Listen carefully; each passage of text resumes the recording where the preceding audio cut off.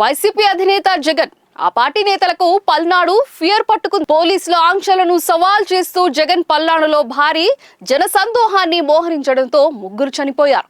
ఈ ఘటనపై కేసు నమోదైంది. నాన్ బెయిలబుల్ కేసు కావడంతో జగన్ బుధవారం హైకోర్టును ఆశ్రయించారు. హైకోర్టులో లంచ్ మోషన్ పిటిషన్ దాఖలు చేశారు. తనపై కేసు కొట్టేయాలని క్వాష్ పిటిషన్ చేశారు. ఈ లంచ్ మోషన్ పిటిషన్ విచారణకు తీసుకున్న హైకోర్టు గురువారం విచారిస్తామని పేర్కొంది. విచారణ అనంతరం కోర్టు ఎలాంటి తీర్పు ఇస్తుందోనని జగన్ తో పాటు వైసీపీ వర్గాల్లో ఉత్కంఠ రేపుతోంది.